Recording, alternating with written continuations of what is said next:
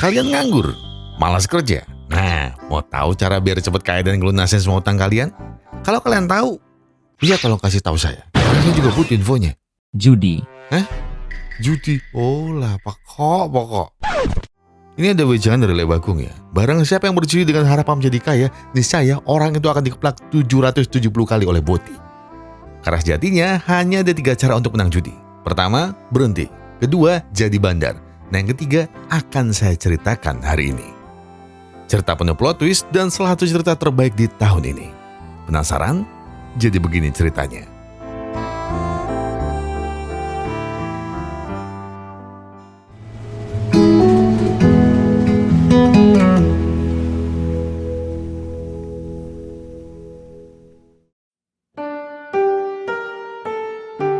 Tran Van Lang, atau biasa dipanggil Herlan, berjudi adalah hobinya, nganggur adalah jalan hidupnya, dan merepotkan sang ayah adalah passionnya. Iblis aja mungkin sungkem kalau sama Mas Herman ini. Bukan judi kartu, bukan judi slot yang Herlan biasa mainkan, tapi ya adu ayam. Iya, Herlan selalu pede dan yakin akan menang di semua pertandingan, hingga akhirnya Tuhan menyambar ayam yang Herlan jagokan. Con gà nó mới kêu biệt trời đánh đó. Trời con gà nó chết mẹ rồi đó cái gì. 150 juta rupiah. Dan itulah hutang yang harus Herlan tanggung dari kekalahannya tadi. Herlan pun dikejar-kejar oleh Alex, bandar adu ayam yang setiap harinya menggelar pertandingan. Herlan terus berlari hingga ke arah pemakaman. Tapi karena Isda tidak tahu lagi akan kabur kemana, Herlan punya sebuah ide.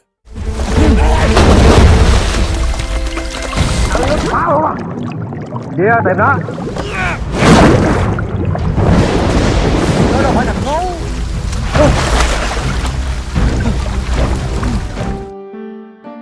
Herlan mungkin bisa selamat, tapi tak lama setelahnya petir kembali menyambar tepat di samping Herlan. Herlan mungkin juga selamat dari petir ya, tapi ia tidak selamat dari arwah yang ada dalam kuburnya.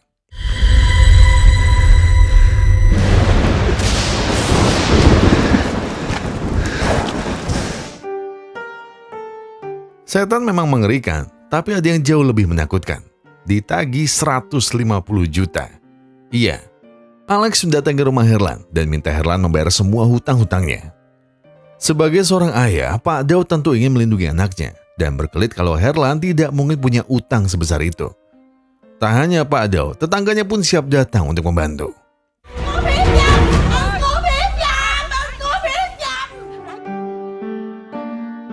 Namanya Bibi Sesi. Ya memang tingkahnya agak berlebihan, tapi ia selalu tulus ketika membantu Herlan dan ayahnya. Untungnya Herlan segera keluar dan menemui Alex. Dan ia berjanji untuk segera membayar hutangnya dalam seminggu ke depan. Janji sih janji ya, tapi kan ya nggak perlu gini juga. Ủa, nhân dịp gì? Tao đây nè. Kể lên anh. Mấy cái này tầm 1 tuần là nó kéo ra non nè. Ayah Herlan akhirnya tahu semua kebusukan anaknya. Katanya dia kerja jadi kuli, tapi ternyata Herlan justru sibuk mengadu nasib di sabung ayam. Dan bukannya minta maaf, Herlan membual pada ayahnya kalau hutangnya hanya 15 juta saja. Dan bilang kalau Alex berbohong soal nominalnya. Mendiang ibumu pasti kecewa kalau melihat kelakuanmu sekarang. Begitu kata ayah Herlan dengan nada tinggi. Tapi untungnya ada Bibi Sesi yang menenangkannya. Lalu apakah Herlan peduli? Tentu tidak. Herlan malah mandi tanpa menggubris apa ucapan dari ayahnya. Namun kalau yang satu ini, mungkin Herlan baru peduli.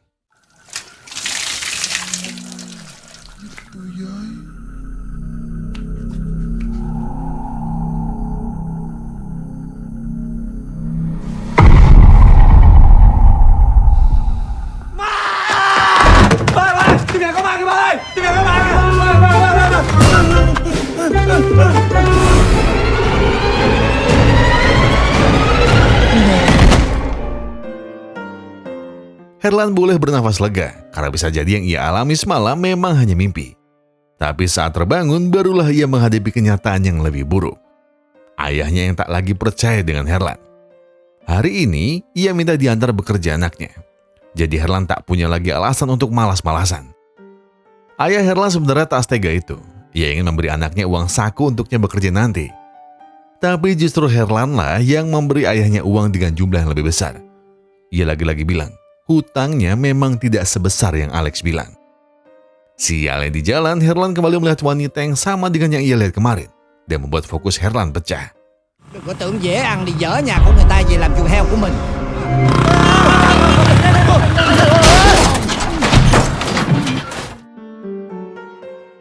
Untungnya polisi di sana baik dan tidak menindak Herlan. Jadi Herlan bisa kembali mengantarkan ayahnya yang bekerja sebagai pengurus jenazah. Namun saat Herlan kembali, sosok yang tadi ia lihat juga kembali. Anh Lanh, anh phải giúp tôi.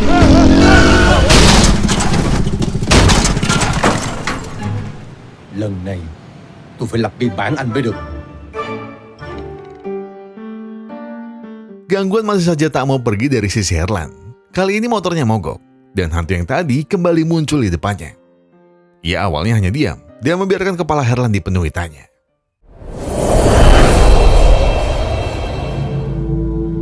Anh làm ơn giúp tôi với. Hantu ini namanya Tina atau kita panggil saja Tina. Tujuannya terus menghantui Herlan karena hanya Herlan yang bisa melihat wujudnya. Tina ingin melihat anak perempuannya. Karena dulu saat anaknya lahir, Tina harus menghembuskan nafas terakhirnya tanpa pernah bisa melihat sang anak.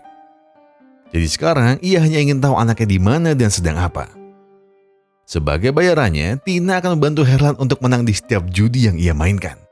Herlan tak begitu percaya. Berbekal perkakas kulitnya, ia menguji kemampuan Tina. Jika satu alatnya menghadap atas dan satunya menghadap bawah, maka Herlan tak akan percaya dengan Tina. Đó, cái món này á, cô phải kiếm cho tôi. Herlan lalu percaya Tina bisa melakukannya. Namun ada aturan dari Tina. Herlan hanya bisa mendapatkan 150 juta sehari. Tak boleh lebih sedikit pun. Dan setiap uang yang Herlan dapat akan berimbas pada orang yang Herlan cintai. Herlan pun menolak risiko itu dan memilih untuk pergi.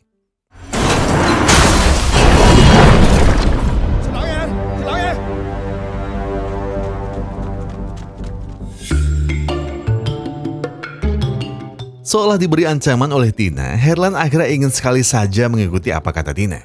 Karena ia tahu orang yang akan terkena imbasnya adalah sang ayah. Jadi, Herlan ingin berjudi dekat ayahnya untuk tahu seperti apa efeknya. Hai chục. Ôi da, sao con bắn vô mông. Melihat tak ada sesuatu yang serius yang ayahnya alami, Herlan langsung setuju dan akan bekerja sama dengan Tina untuk bisa mendapatkan uang lebih banyak melalui judi.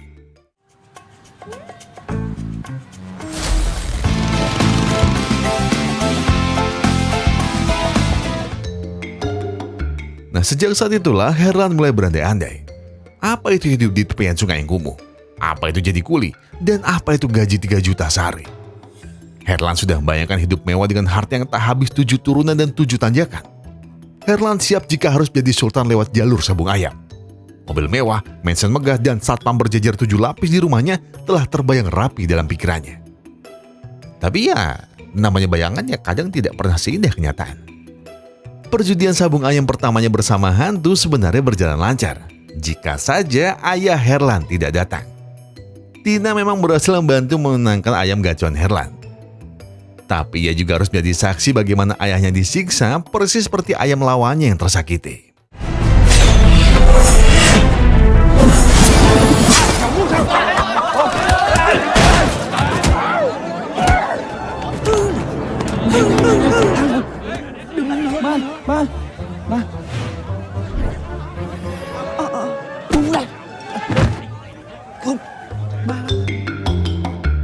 Ayah Herlan pun sampai pingsan dan harus segera dibawa pulang. Baru saja ayahnya akan marah, Herlan langsung berkelit. Kalau yang tadi ayahnya alami hanyalah mimpi. Ya, walaupun sakitnya terasa seperti kenyataan, tapi Herlan terus membual bahkan sampai ayahnya benar-benar percaya. Agar semua kebohongannya terasa lebih mulus, Herlan langsung beralasan dengan pergi kerja. Dan ayahnya diminta untuk segera istirahat saja. Tapi ya, namanya juga orang sepuh. Disuruh istirahat malah makin rajin kerjanya. Dan kali ini ayahnya tak lagi mau diantar oleh Herlan. Herlan lalu bertanya kepada Tina, kenapa yang ayahnya derita jauh lebih parah dibanding sebelumnya. Uang yang besar butuh resiko yang besar. Kira-kira begitulah ucap Tina. Dan tidak ada jalan bagi Herlan untuk keluar dari perjanjian yang telah ia buat. Karena Herlan sudah mendapat uang dari perjudian tadi, maka sekarang giliran Tina menagih satu janji Herlan lainnya. Walau dengan terpaksa, Herlan tetap berangkat dan mencari info soal anaknya. Untungnya Tina masih tahu betul di mana alamat terakhir Bibi yang mengurus anaknya. Nah, yang jadi masalah, alamat bibinya dulu sekarang sudah jadi apartemen. Dan Tina baru ingat kalau ia meninggal 25 tahun yang lalu. Untungnya Herlan masih punya sedikit hati dan mau bertanya ke Satpam soal warga yang rumahnya telah digusur. Berdasar info dari Satpam tadi, Herlan dan Tina dengan sabar mencari bibi Tina yang bernama Bibi Linda. Namun setiap sudut gang kecil yang mereka lalui, tak satu pun ada yang tahu di mana Bibi Linda sekarang tinggal. Bukannya ikut pusing, Herlan justru punya ide lain. Apa idenya? Iya, beli lotre. Kewajibannya belum selesai. Sekarang Herlan kembali memperbudak Tina untuk mengatur angka yang ia beli agar ia bisa menang. Herlan sudah yakin, kalau saja ia bisa menang hari ini, mungkin warga akan menyebutnya bak seorang raja. Herlan tentu akan pindah dari rumahnya yang sekarang. Dan bingung mau check out Rolex atau Richard Mille seperti milik anggota DPR Konoha. Apapun itu, Herlan siap menjadi sultan. Lalu alergi pada kemiskinan. Tapi tentu itu tidak mudah. Karena Tina tidak sendirian. Ada belasan hantu lain yang juga diperintah oleh tuannya untuk melakukan hal yang sama. Namun Tina akan berusaha sekuat tenaga demi bisa melihat anaknya.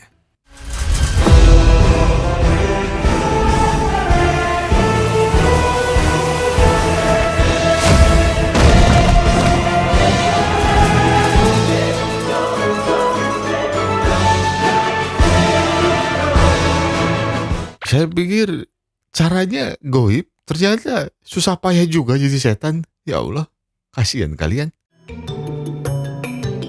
Tina kembali dengan kondisi tubuh yang babak belur. Lalu apakah Herlan peduli? Tentu tidak. Herlan masih protes, karena harusnya Tina bisa mengatur 4 angka kemenangan untuknya. Tapi yang bisa Tina lakukan hanya kepala dan buntutnya saja. Jadi yang harusnya Herlan mendapat 4 miliar, kini ia cuma dapat 120 juta. Walau begitu, Herlan masih ingat dengan satu orang. Dan orang yang Herlan maksud adalah ayahnya. Dan kekhawatirannya memang benar-benar terjadi. Ayah Herlan baru saja dipukuli oleh jamet kampung karena ayah Herlan melarangnya untuk ngebut. Dan yang jauh lebih ngenesnya, luka yang ayahnya tanggung sama persis dengan yang Tina alami. Herlan marah dengan Tina. Ia merasa perjanjiannya tak adil. Ia masih harus dituntut menuruti Tina. Tapi di sisi lain, ayahnya juga harus ikut terlukai.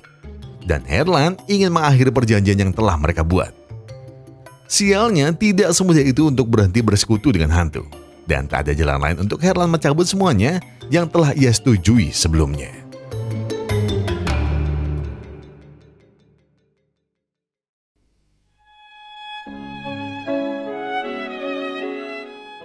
Melihat ayahnya mengobati luka di tubuhnya, hati Herlan benar-benar tersayat sejadi-jadinya.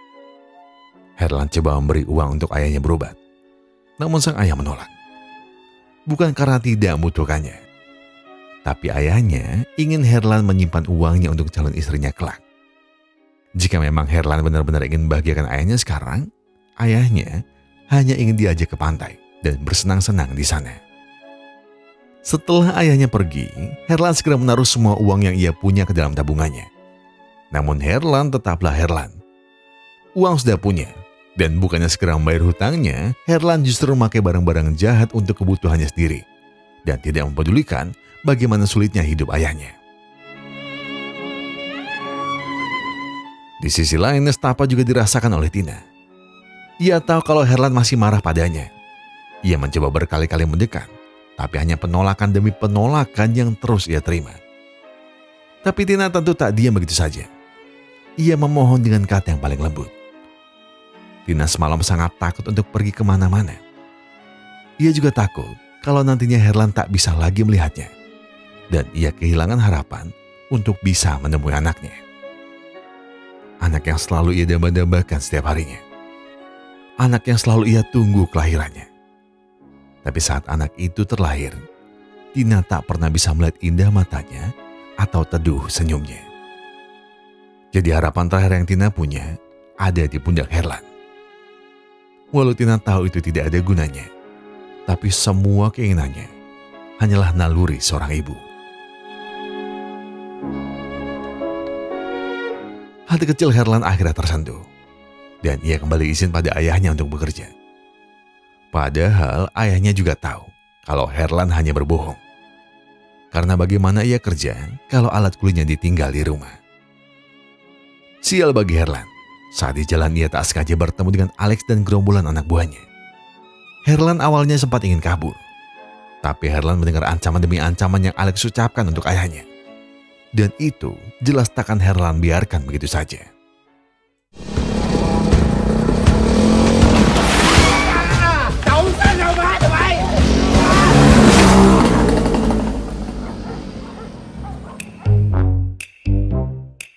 Iya, Alex digondol oleh Herlan.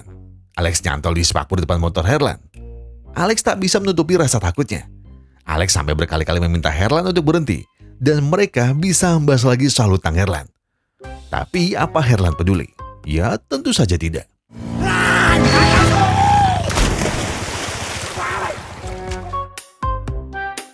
Sayangnya kebahagiaan Herlan tidak bertahan lama, karena tiba-tiba ayahnya datang dengan membawa peralatan kulinya. Ayah Herlan memaksa Herlan untuk kembali bekerja. Akhirnya Herlan lama-lama lelah terus berbohong seperti ini. Jadi ia jujur dan memberi satu pertanyaan pada ayahnya. Kalau aku punya teman hantu dan bisa membantuku menang, apakah ayah percaya? Ayah Herlan tahu kalau anaknya mungkin sudah konslet otaknya. Tapi apa salahnya mencoba kalau memang itu benar adanya? Namun Herlan mengingatkannya, jika ayahnya mungkin akan tersakiti jika ia nanti menang. Setelah ayahnya siap menerima segala efek sampingnya, Herlan langsung menantang taruhan 400 juta pada siapapun yang ada di sana. Không hề hay. Hay. Chốt kèo.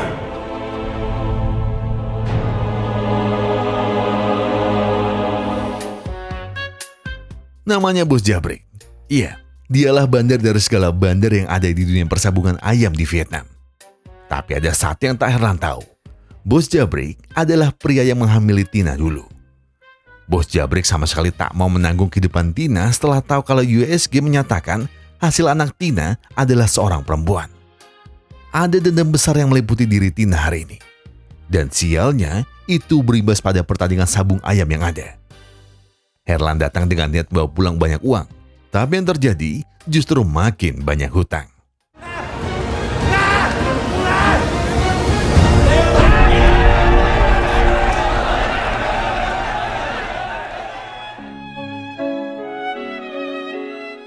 Herlan benar-benar kecewa. Selain ia tak bisa menunjukkan pada ayahnya tentang apa yang ia katakan, kini Herlan harus dikejar-kejar oleh anak buah Bos Jabrik karena tak bisa membayar apa yang telah ia taruhkan tadi.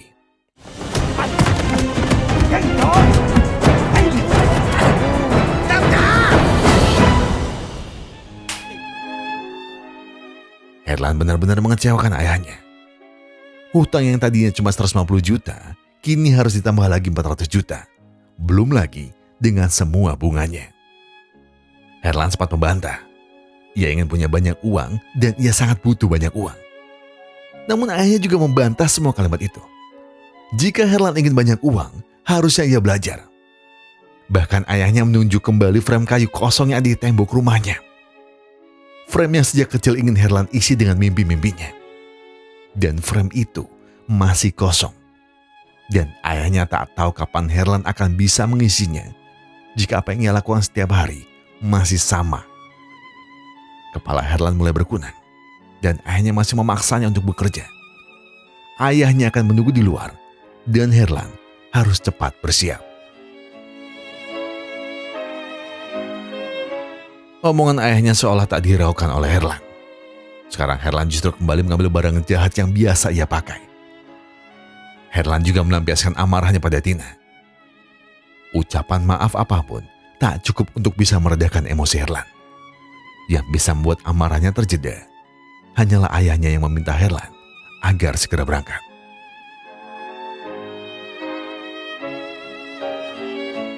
Tina coba menebus semua kesalahannya. Dan kali ini ia memohon pada Herlan agar memberi kepercayaan padanya sekali lagi. Tina berani berjanji kalau yang kali ini tidak akan membuat ayahnya tersakiti separah sebelumnya. Herlan menerima permintaan maaf dari Tina. dan ia mengadu nasibnya sekali lagi. Namun lagi-lagi kesialan harus menimpa Herlan. Tina tiba-tiba melihat bibi Linda. Herlan tak dengar teriakan Linda, dan Linda mengacuhkan taruhan Herlan begitu saja. Dan iya, Herlan harus sekali lagi menerima kekalahan. Lan, kiếm chú tụi nó vào nơi. Tiền của ta. Herlan mungkin bisa kabur, tapi Alex tahu di mana ayahnya tinggal. Jadi mudah bagi Alex untuk memburunya. Alex bilang kalau Herlan baru saja berutang 150 juta lagi. Dan kini ia lompat dari jembatan. Alex tak akan mencarinya, karena jika Herlan kabur, maka ia tinggal memburu ayahnya. Dengan penuh amarah, ayah Herlan mencari ke tepian sungai yang ada di dekat jembatan. Kemarahan ayahnya semakin menjadi-jadi saat melihat Herlan memakai barang jahat yang tidak seharusnya ia pakai.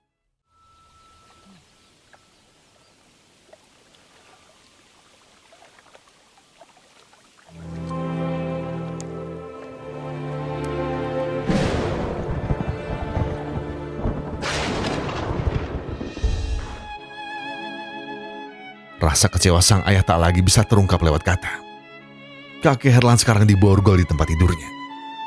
Satu-satunya orang yang bisa menjaganya saat ayahnya pergi hanyalah bibi Sesi.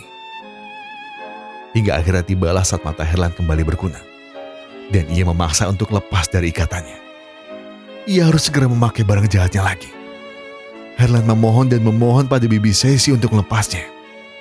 Bibi Sesi sebenarnya ragu. Tapi teriakan Herlan semakin keras. Dan bibi Sesi tak lagi bisa menahannya.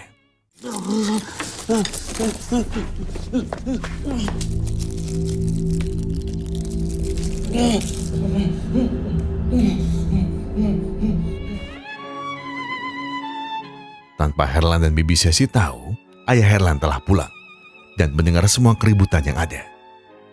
Bibi Sesi pun harus terbentur kepalanya karena mencoba menahan Herlan. Herlan tak memedulikan itu semua dan lebih memilih untuk pergi.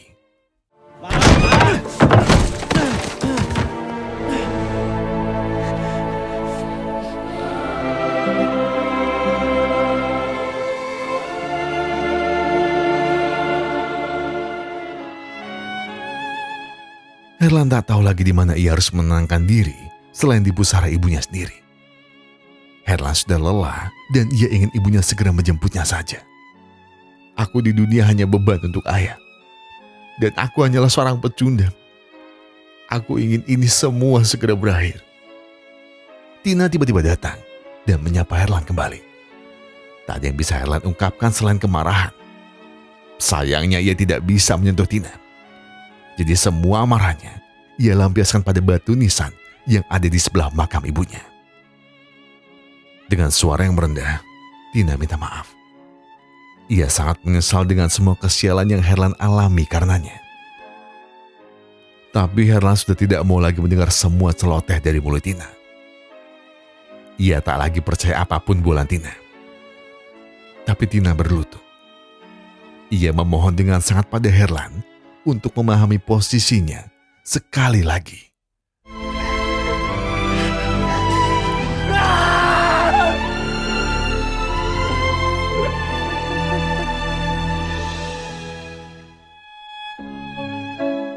Tina tahu semua salah dan egonya. Tapi Herlan harus tahu. Hari itu ia melihat bibi Linda.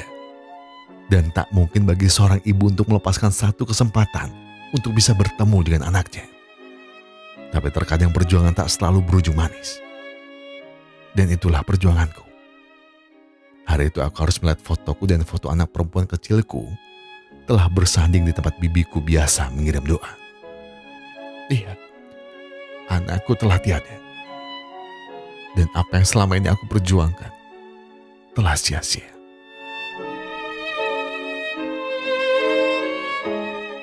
Mendengar itu, Herlan membuang semua rasa egoisnya. Ia coba membantu Tina sekali lagi dengan menemui bibi Linda. Namun sialnya, semua usahanya kembali sia-sia. Bibi Linda baru saja berpulang.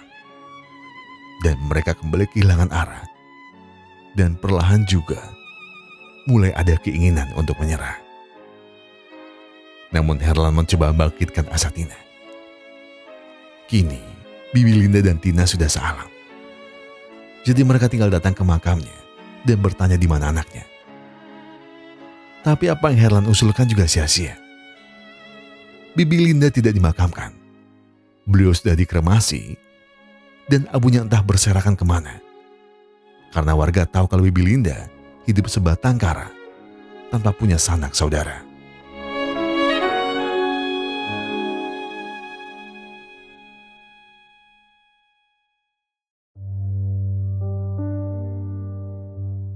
Baik Herlan maupun Tina, mereka kini tak lagi punya tujuan. Herlan merasa tak akan pernah bisa memenuhi apa doa dan harapan dari ayahnya. Dan begitu juga dengan Tina, yang tak akan pernah tahu di mana anaknya dan seperti apa bentuk mata serta indah rambutnya. Tina sudah pasrah dan ia sudah menyerah.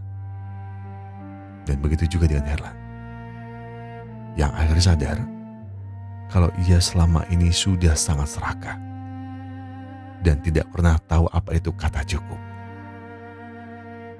Tapi semua itu hanya derita yang orang tahu dari luarnya. Cái mẹ của tôi nó không đáng một xu.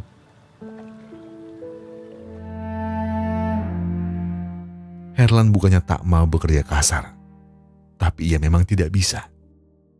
Dan juga bukannya tidak ingin mendapat pekerjaan yang lebih baik. Tapi orang miskin dengan pendidikan di bawah rata-rata sepertinya bisa apa di dunia ini? Kalau harus kembali bertanya apa alasan ia tidak bisa bekerja kasar. Semua karena penyakit yang ia derita. Penyakit yang hanya dia, dokter dan Tuhan yang tahu. Iya, Herlan mengidap kanker akut. Apa yang selama ini ia pakai dan apa yang selama ini orang-orang anggap sebagai barang yang jahat, sejatinya adalah obat pereda rasa sakit. Rasa sakit yang tidak ia tunjukkan kepada siapapun. Herlan juga sudah salah mengira. Ia merasa judi adalah jalan tercepat untuk menjadi kaya. Tapi ternyata tidak sama sekali. Herlan tak pernah lupa pada janjinya. Herlan juga tahu semua orang punya jalan hidup masing-masing. Dan tak ada seorang pun yang ingin mengambil jalan untuk mengecewakan orang tuanya. Herlan selalu butuh uang. Herlan selalu ingin punya banyak uang. Dan itu bukan keinginannya untuk menjadi kaya. Ia hanya ingin saat ia nanti tiada, ayahnya bisa bergelimang harta dari hasil jerih payahnya. Walau jalan yang Herlan tempuh tak semulus dan selurus jalan yang orang lain lalui. Tapi Herlan ingin ayahnya bisa sedikit lebih lega dengan apa yang dia tinggalkan kalau dirinya nanti sudah tiada.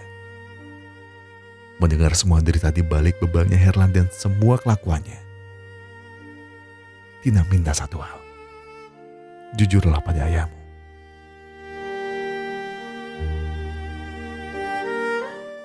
Herlan seolah menuruti kata Tina. Ia kembali pulang. Sekalipun ia tahu kalau yang terakhir Herlan lakukan adalah menyakiti ayahnya. Tapi Herlan tetap beranikan diri untuk pulang. Dia bahkan beranikan diri untuk memeluk ayahnya. Sayangnya batas sabar ayahnya telah terlewati. Kemarahannya tak lagi dalam bentuk kepalan tangan atau hanya sebuah tatapan. Kemarahan itu kini sudah dalam bentuk sebuah pukulan. Dan Herlan hanya diam. Herlan enggan jujur. Herlan biarkan ayahnya menyakitinya sesakit mungkin.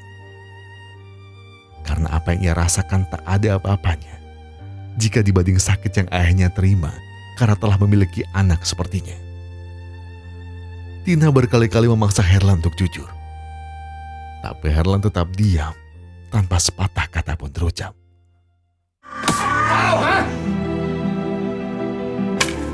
Lan, lỗi mà.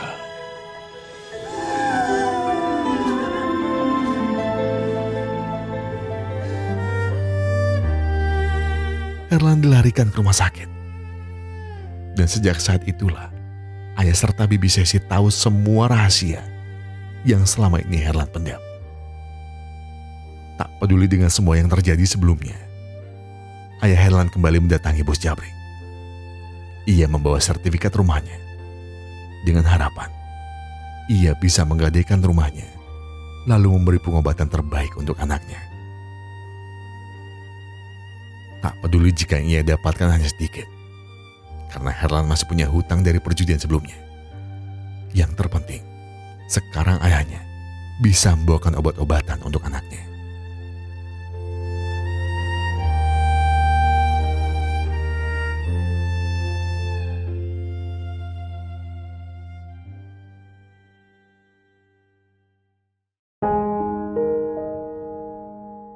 Bak roda yang telah sepenuhnya berputar, hidup Herlan dan sang ayah kini berubah. Ayahnya tak lagi menyuruh anaknya ataupun membiarkan anaknya kelelahan. Bahkan untuk mempersiapkan air panas untuk mandi anaknya pun siap ayah Herlan lakukan. Tapi seakan-akan Herlan tidak pernah dewasa. Dan seolah-olah Herlan masih anak kecil yang apa-apa minta tolong pada ayahnya. Herlan dimandikan. Punggung Herlan dan rambut Herlan dibasuh bak anak nakal yang baru saja pulang bermain. Rambut panjang Herlan pun mulai dipotong perlahan. Semua ayahnya lakukan tanpa paksaan dan keluhan. Tak ada lagi yang bisa ayah Herlan lakukan selain melanjutkan kehidupan dan meratapi keadaan. Sejatinya ia bersyukur kini rumahnya kembali diisi tawa dan canda bersama anaknya. Makan di rumah kini bukan lagi kegiatan yang biasa, tapi momen mahal yang akan selalu terkenang dalam memori ayahnya. Tapi seperti siang dan malam, berlawanan. Tapi keduanya adalah kesatuan yang tidak terpisahkan. Bahagia yang ayahnya rasakan datang bersamaan dengan rasa sakit yang tak pernah ia bayangkan. Melihat tubuh anaknya melemah dan memberi anaknya sebuah obat adalah mimpi buruk yang tak pernah ingin jadi sebuah kenyataan. Belum lagi tumpukan hutangnya pada bos Jabrik yang membuat ayah Herlan terkekang dan tidak tahu cara melepasnya. Bibi Sesi pun punya satu ide, membawa Herlan ke luar negeri dan berobat di sana. Ia tahu ide itu terasa mustahil, tapi idenya barusan juga jadi jalan agar Herlan bisa cepat sembuh dan tak lagi merasakan sakitnya. Tapi ayah Herlan juga tidak tahu dari mana uangnya dan bagaimana mendapatkan uang-uangnya. Ba làm gì em ơi? Ba đăng ký cái hồ sơ để thi đại học. Herlan tahu kalau ayahnya berbohong. Tapi Herlan hanya diam dan memperhatikan apa yang ayahnya simpan. Ia juga segera membantu ayahnya melipat selimutnya. Walaupun setelahnya, ayahnya melipat selimut milik Herlan. Seolah keduanya saling bersaing menunjukkan kasih sayang. Tapi Herlan sudah punya satu hadiah untuk ayahnya. Namun hadiahnya tak boleh dibuka sebelum Herlan tiada. Dia memarahi Herlan soal omongannya barusan, lalu meninggalkannya pergi. Herlan kemudian kembali membuka kertas yang tadi disimpan oleh ayahnya. Dan Herlan tercekat. Ayahnya membuatkan satu sertifikat untuknya. Dan sertifikatnya bertuliskan, anak laki-laki terbaik ayah.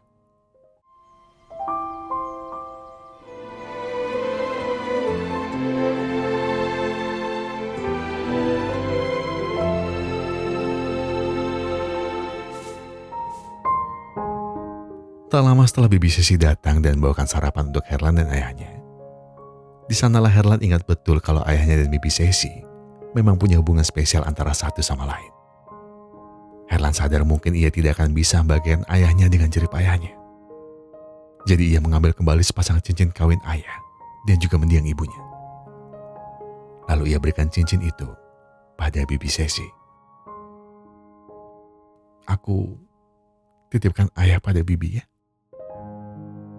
Dan hanya itu pesan yang bisa Herlan sampaikan. Dengan harapan, bibi Sesi bisa menjadi kebahagiaan lain yang ayahnya miliki. Dan tak hanya sekedar menitipkan sang ayah, Herlan bahkan mendapatkan gambar bibi Sesi di sertifikat yang sudah ayahnya buat. Dan sertifikat itu kini ia pajang di frame kayu yang berisi impiannya. Mungkin aku tak bisa menjadi apa-apa, tak bisa punya pekerjaan tetap dan juga membanggakan, tak punya mobil yang bisa digunakan jalan-jalan. Bahkan sekedar foto liburan dengan ayahnya pun Herlan tidak punya. Tapi Herlan berharap dengan adanya sertifikat ini, ayahnya tetap bisa merasakan rasa senang dan juga bangga yang sama.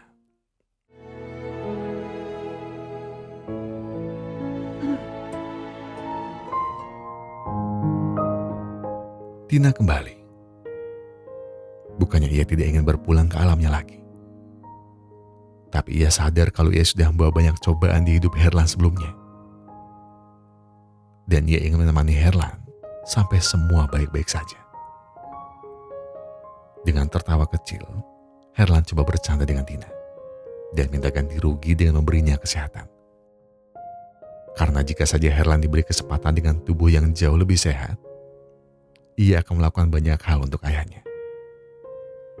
Tapi, tiba-tiba ia terbesit sebuah ide. Đâu? Có đám hả?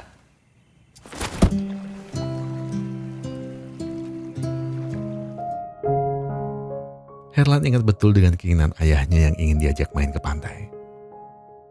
Ya walaupun tak benar-benar sedang di pantai, tapi Herlan bawakan pantai untuk ayahnya di samping rumah. Lengkap dengan pakaian dan segala properti layaknya seperti di pantai. Ayahnya mungkin memang senang, tapi perasaan ayahnya benar-benar campur aduk. Dan ia selalu takutnya adalah momen bahagia terakhir bersama anaknya. Dan begitu pula dengan Herlan.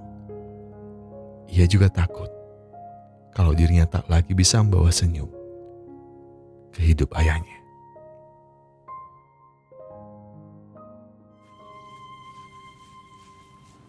Thấy trong người có đau không?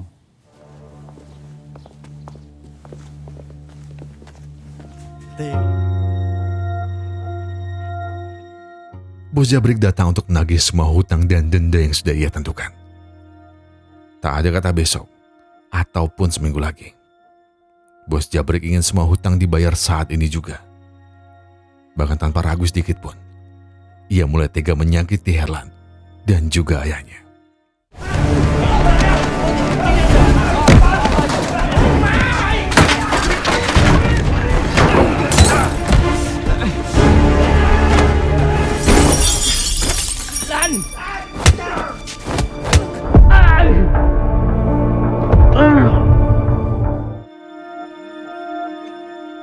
Dengan penuh terpaksa, Herlan mengambil semua tabungannya demi bisa membayar hutang-hutang ayahnya.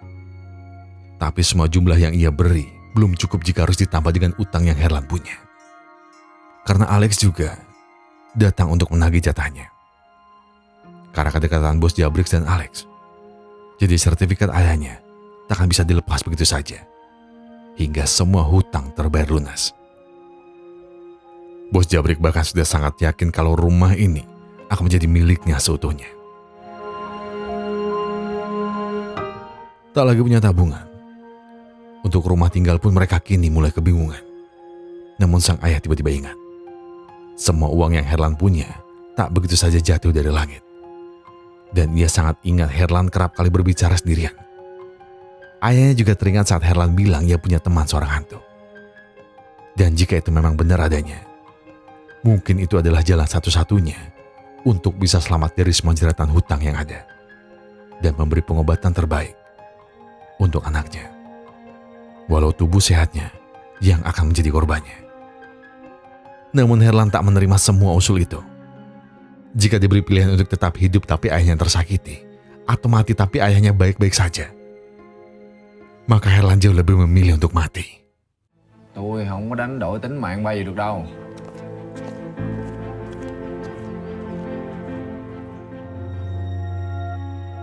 Naluri sang ayah tetap saja tak bisa menerima begitu saja. Ia kembali memaksa Herlan untuk memanggil teman hantunya. ayahnya punya kenalan dukun dan bisa mencegahnya dari semua sakit yang ada. Bahkan ayahnya juga menanyakan pada Herlan, apakah ia tidak takut pada kematian. Herlan dengan tenang menjawab, aku tidak pernah takut mati. Aku jauh lebih takut ayah hidup sengsara. Aku tidak pernah mau ayah bekerja keras di usia senja. Aku tak mau lagi melihat ayahku terluka. Atau bahkan aku tak mau lagi melihatmu bekerja. Tak ada salahnya memang kalau ayah ingin aku hidup. Tapi ayah perlu tahu, hidup tanpa pernah bisa bagaikan ayah adalah ketakutan terbesarku. Dan setelah ayahnya pergi, Herlan kembali berpikir apa yang Bos Jabrik katakan tadi. Anggap saja ia benar-benar tiada. Tapi ia masih meninggalkan hutang dan sertifikatnya masih ada di tangan Bos Jabrik. Lalu ayahnya akan tinggal di mana setelahnya? Jadi sekarang Herlan tak punya pilihan. Dan mau tak mau, Herlan harus mengambil resikonya. Tina ternyata dari Tajusda ada di sana. Herlan meminta pada Tina untuk bantunya sekali lagi. Dan bukan lantas Herlan akan mengorbankan ayahnya. Tapi ia sadar ada sebuah cara untuk membatalkan semuanya. Herlan kembali menemui ayahnya, kemudian bertanya, apakah ayah rela berpulang demi aku? Ayahnya pun mengiyakan. Besok paginya, Herlan dan ayahnya bersiap untuk mengadu nasib mereka satu kali lagi. Tak pernah ada yang benar-benar tahu akan seperti apa nanti akhirnya. Tapi yang jelas, mereka akan mencoba. Ayahnya berangkat dengan harapan semua demi kesehatan anaknya. Dan Herlan berangkat demi kedamaian hidup ayahnya jika ia harus berpulang nantinya.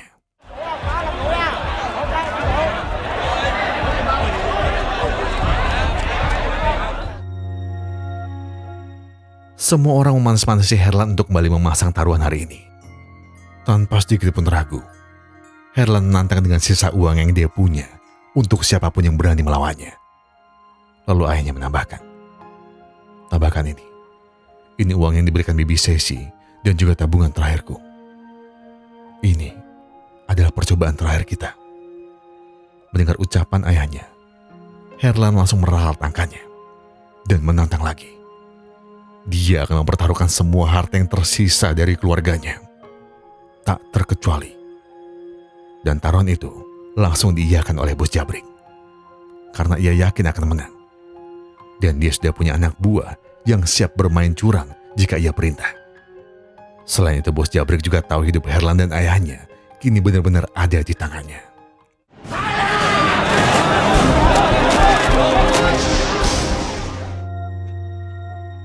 Pertandingan kali ini benar-benar Herlan serahkan pada Tina. Ia sekarang jauh lebih memperhatikan sekitar dan melihat ke segala arah. Karena pasti ada bahaya yang mengintai ayahnya. Terpal dan atap yang terus dihantam angin yang keras. Lalu preman yang bersiap dengan pisaunya. Belum lagi satu wanita misterius dengan masker di wajahnya. Ancamannya datang dari segala arah. Dan Herlan selalu siaga menjaga ayahnya.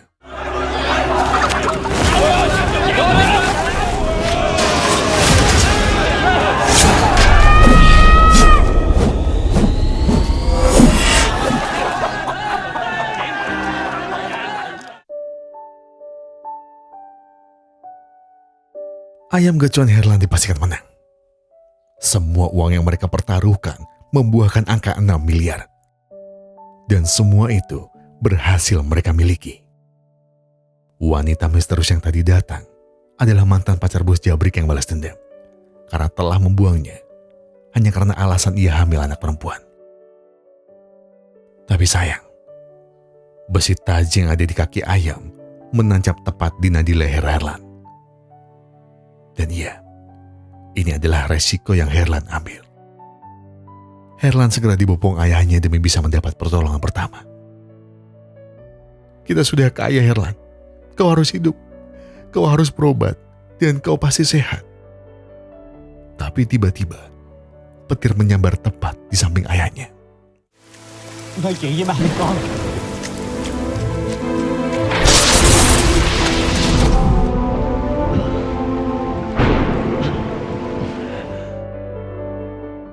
Dengan sisa tenaga yang ada, Herlan coba meraih tangan ayahnya dan bertanya apakah ayahnya baik-baik saja. Tanpa tahu bagaimana awalnya, ayah Herlan tiba-tiba bisa melihat Tina. Dan ada satu hal lagi yang tak Herlan tahu. Ayahnya ternyata tahu Tina dan ingat betul bagaimana bentuk wajahnya. Dan iya, ayahnya dulu adalah orang yang dipercaya Bibi Linda untuk menjaga anak Tina. Karena Bibi Linda tahu ayah Herlan dan istrinya tidak pernah bisa memiliki anak. Sementara foto anak perempuan yang ada di rumahnya adalah anak Bibi Linda sendiri. Dan anak Tina yang kata USG adalah perempuan. Ternyata itu adalah laki-laki. Dan dia adalah Herlan. Thằng Linh, nó là con của cô đó.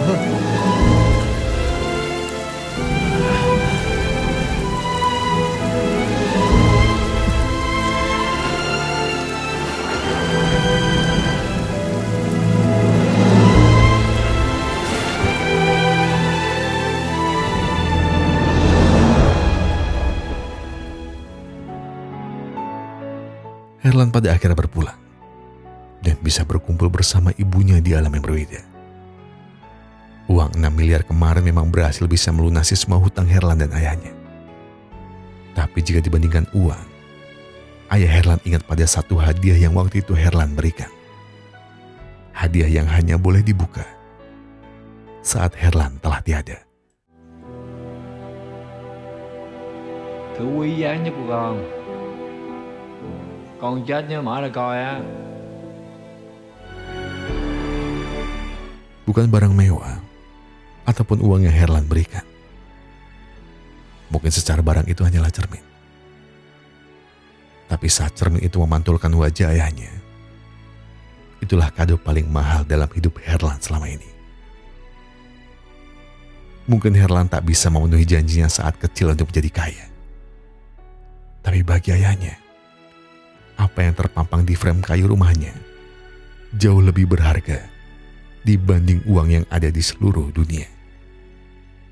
Dan karena ayah Herlan tak ingin lagi ada orang yang bernasib sama seperti dirinya ataupun anaknya, ayahnya kini memilih untuk menjadi informan polisi dan membasmi semua praktik judi sabung ayam yang ada di sekitar rumahnya.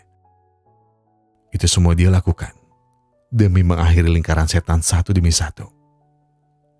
Dan biarkan ia saja yang harus mengalami semua deritanya.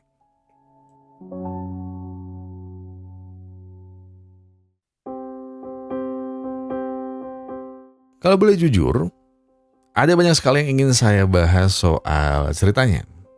Mulai dari anak laki-laki yang rela berbohong demi membuat ayahnya tenang, kedekatan laki-laki dengan ayahnya, bahaya berjudi atau bahkan bersekutu dengan barang gaib demi mendapatkan sesuatu. Tapi saya sadar durasinya sudah sangat panjang. Jadi di akhir cerita saya coba mempersilahkan kalian semua untuk mengeluarkan semua rahasia yang sudah kalian pendam seorang diri. Karena saya tahu rasanya saat tak punya tempat untuk berbagi. Saya tahu rasanya menghadapi semua masalah itu sendiri. Jadi mari kalian bagikan pengalaman kalian di kolom komentar video ini. Karena perjalanan hidup memang terkadang terasa sunyi. Sebagai seorang laki-laki, seringkali segala sakit dan sepi kita lalui seorang diri. Tapi setiap jalan pasti selalu ada ujungnya. Dan yakin kita pasti bisa melewati semuanya. Saya Gogon dan segenap tim Musrabe Glory mengucapkan terima kasih. Terima kasih buat yang sudah nonton videonya sampai habis. Terima kasih buat yang sudah memberikan like. Terima kasih buat yang sudah memberikan komentar, subscribe dan juga memencet tombol thanks-nya. Karena apapun yang kalian lakukan untuk channel ini sudah sangat membantu channel ini berkembang sampai hari ini. Dan sebagai penutup saya pengen bilang ke kalian semua, kalau kalian lagi ada banyak masalah yang itu berat banget, ya tenang. Gak perlu buru-buru, gak perlu nyusu-nyusu. Selesaikan semua dengan kepala dingin. Ya sekarang tarik napas, buang, tangga kopinya ambil koreknya dan sebatin aja dulu.